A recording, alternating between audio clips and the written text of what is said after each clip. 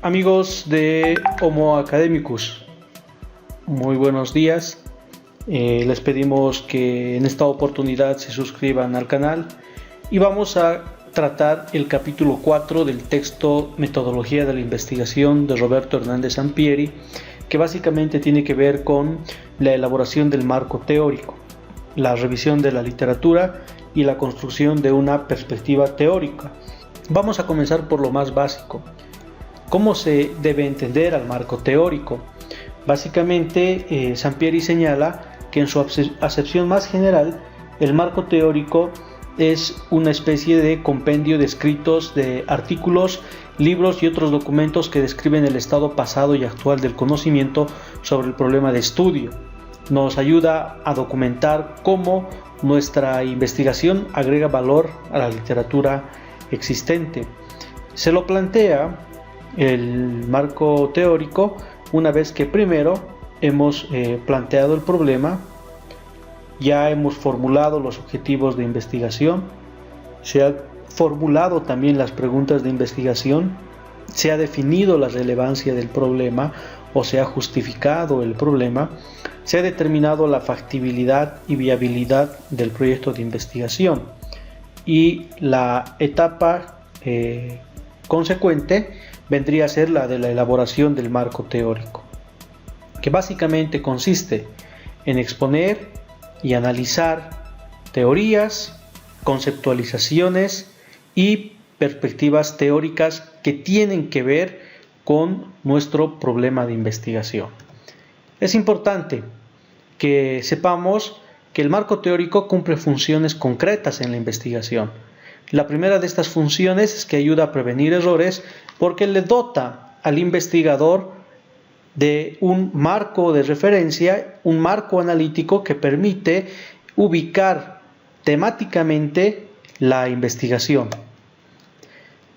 Orienta sobre cómo realizar el estudio, porque claramente las teorías que son parte del marco teórico definen un conjunto de conceptos y categorías que permiten aprender la realidad o aproximarse y leer la realidad. Tercero, amplía el horizonte de estudio porque el marco teórico dota al investigador de un modelo analítico que le permite explicar el problema en el marco de un conjunto de conocimientos sistemáticos, estructurados, que ordenan la realidad y permiten que el investigador ubique el problema en ese orden que la teoría permite darle a la realidad. Documenta además la necesidad del estudio porque el marco teórico en sí mismo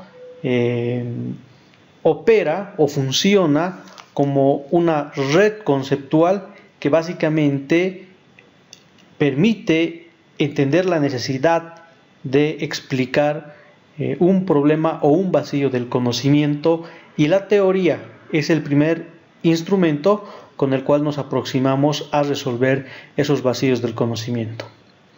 Quinto, conduce a formular las hipótesis de la investigación, porque claro, la teoría le dota al investigador de proposiciones que aunque carezcan de base empírica o de datos, estas proposiciones son deducciones lógicas de la relación entre las proposiciones teóricas y por lo tanto sujetas a prueba en el proceso de investigación.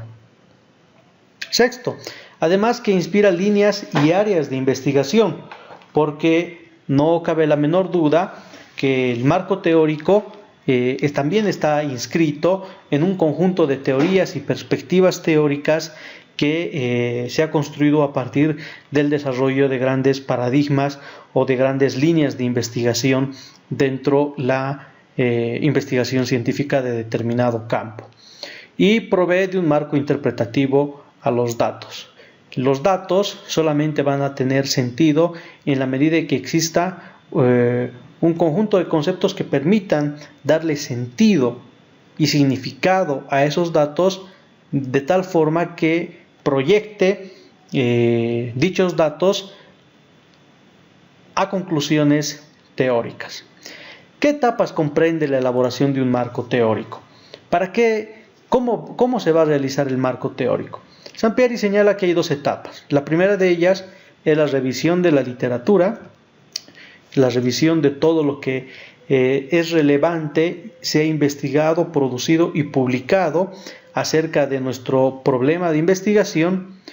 Y la segunda etapa, que sería la adopción de una teoría o el desarrollo de una perspectiva teórica desde la cual vamos a enfocar nuestro problema de investigación. ¿En qué consiste la revisión de la literatura o esta primera etapa en la elaboración del marco teórico? La revisión de la literatura consiste, como dice Sampieri, en detectar, consultar y obtener la bibliografía y otros materiales que sean útiles para los propósitos del estudio, de donde se tiene que extraer y recopilar la información relevante y necesaria que atañe a nuestro problema de investigación. Esto involucra varias cosas. La primera, la detección de la literatura y otros documentos. Podemos hablar de fuentes primarias y investigaciones de primera mano directamente relacionados con nuestro problema, fuentes secundarias, autores que hagan referencia a teorías, a investigaciones relacionadas con nuestro tema, pero que directamente no los abordan, o fuentes terciarias, ¿no? Boletines, resúmenes, síntesis de investigaciones, de trabajos que tienen que ver con nuestro problema de investigación, pero que de manera directa no están presentando los resultados de una investigación relacionada o vinculada a nuestro problema. Posteriormente, una vez que se hace esta detección de la literatura y otros documentos y los clasificamos en fuentes primarias, secundarias y terciarias, comenzamos con el inicio de la revisión de la literatura. Básicamente consiste en acopiar la literatura, recopilar esta información, descargarla de la web, identificarla en las bibliotecas, revisar esta información de manera previa, familiarizarnos con esta literatura, entender cuáles son las dimensiones, los alcances de estos trabajos y fundamentalmente lograr el acceso a los mismos. Y una vez que logramos hacer una revisión previa de esta literatura, entonces vamos a la obtención de la literatura, es decir, la recuperación de estos textos, de estos documentos, donde básicamente tenemos que lograr la localización y la obtención de los mismos para poder disponerlos en la investigación. La consiguiente etapa consiste en la consulta de la literatura. Básicamente tiene que ver con un proceso donde seleccionamos aquella literatura que va a ser esencial y crucial para nuestro trabajo y básicamente seleccionamos las fuentes de mayor utilidad, depurando y descartando aquellas que ya tienen una relación mucho más lejana a nuestro trabajo y no van a contribuir directamente a la construcción de una perspectiva teórica. Y la última etapa en la elaboración de la revisión de la literatura tiene que ver con la extracción y recopilación de la información de interés en la literatura científica. Básicamente, ¿cómo realizamos este proceso? A través de la elaboración de fichas bibliográficas, de fichas textuales, de fichas analíticas, la toma de apuntes en libretas, en cuadernos de notas de toda esta literatura y que la vamos a utilizar como insumos para la construcción de la perspectiva teórica.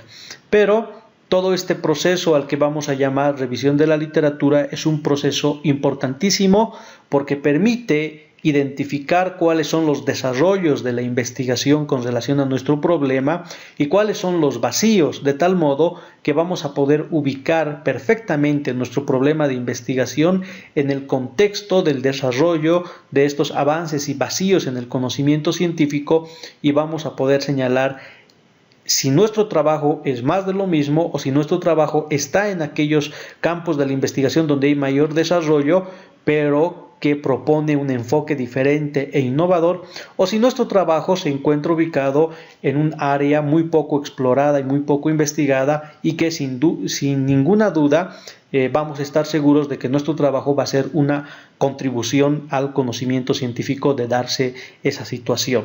Pero la revisión de la literatura, sin lugar a dudas, es la etapa crucial y fundamental para la construcción del marco teórico. Vamos a señalar lo primero, que es la teoría, porque la teoría es el corazón de un marco teórico. Una teoría es un conjunto de constructos. Estos constructos básicamente son conceptos interrelacionados, definiciones y proposiciones que presentan una visión sistemática de los fenómenos al especificar las relaciones entre variables con el propósito de explicar y predecir los fenómenos.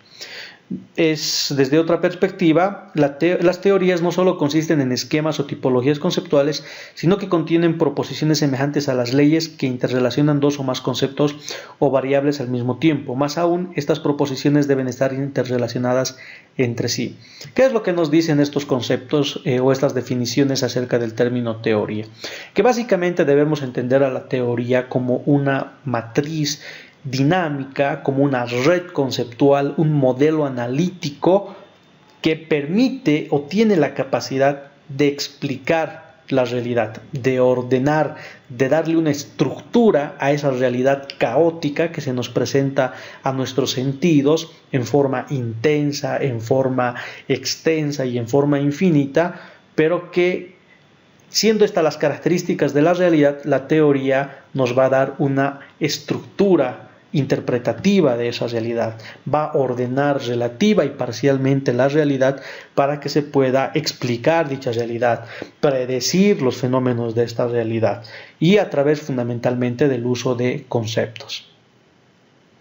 ¿Cuáles son las funciones de la teoría? Primero, explicar. La función más importante de una teoría es explicar, decir por qué, cómo y cuándo ocurre un fenómeno. Segundo, sistematizar. La teoría sistematiza y da orden al conocimiento sobre un fenómeno o una realidad, conocimiento que en muchas ocasiones es disperso y se encuentra organizado. Y por último, predecir. Otra función muy asociada a la explicación es la de predecir, es decir, hace inferencias a futuro sobre cómo se va a manifestar u ocurrir un fenómeno. Esto es obvio, ¿no? Porque si la función de la teoría es explicar, es decir, establecer relaciones de causa y efectos, relaciones de causalidad entre las variables de un fenómeno y entre fenómenos, entonces la permanencia de las causas, la recurrencia de las causas nos permite entender que los fenómenos se van a seguir reproduciendo del mismo modo y por lo tanto la teoría no solo va a tener capacidad explicativa, sino capacidad predictiva. Y todas las teorías son igualmente útiles o algunas teorías son mejores que otras. Existen diferentes criterios. El primero de ellos es que una teoría debe tener, en primer lugar, capacidad de descripción, explicación y predicción del fenómeno.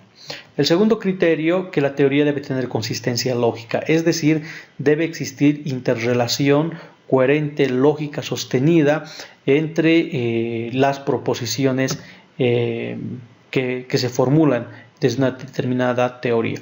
La teoría debe dar u otorgar perspectiva, ¿no? Capacidad de enfocar los problemas y darle un marco interpretativo. Debe además tener cierto carácter de innovación o inventiva, de tal forma que siempre se entienda de manera novedosa cualquier fenómeno de la realidad y no sea solamente el sentido común lo que permita formular las explicaciones acerca de la realidad. Y el quinto criterio tiene que ver con la sencillez, ¿no? O la parsimonia, que básicamente señala que las mejores teorías son las que mejor permiten comprender la realidad.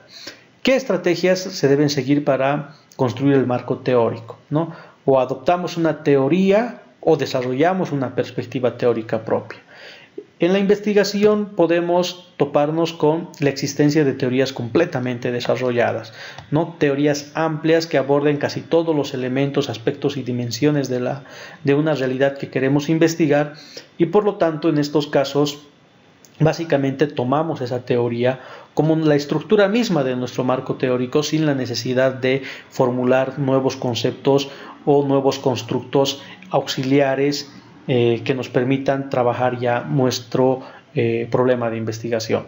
O puede darse el caso de la existencia de varias teorías aplicables a nuestro problema de investigación. Y ahí lo que podemos hacer es tomar una de esas teorías o basarnos en otra teoría, o básicamente tomar partes de dichas teorías y tratar de ensamblarlas, obviamente en un marco interpretativo común y coherente que permita construir una perspectiva teórica propia, ¿no? O pueden existir piezas o trozos de teorías, generalizaciones empíricas, ¿no? Esto por lo general sucede cuando queremos investigar desde los clásicos, y muchas veces los clásicos se han focalizado en macroteorías, pero sí tenemos trozos, fragmentos de proposiciones teóricas que nos permiten, digamos, tener un punto de apoyo para construir una perspectiva teórica. En este caso, claro, el marco teórico termina siendo una propuesta y un aporte del investigador desde el punto de vista de que se está animando a construir una teoría que relativamente va a ser el punto de partida para la investigación. O puede darse el caso de descubrimientos interesantes pero parciales que no se ajustan a una teoría, ¿no? En estos casos, claro, es importante sistematizar esos conocimientos, organizar dichos conocimientos y tratar de utilizarlos como el punto de apoyo para el desarrollo de una perspectiva teórica. Eso es todo, les agradecemos la atención. En otro vídeo vamos a explicar aspectos muy concretos sobre cómo utilizar las fichas textuales bibliográficas para la elaboración del marco teórico y algunos otros aspectos prácticos. Y básicamente aquí concluiríamos este vídeo acerca de la elaboración del marco teórico. Les agradecemos su atención y les pedimos que se suscriban al canal.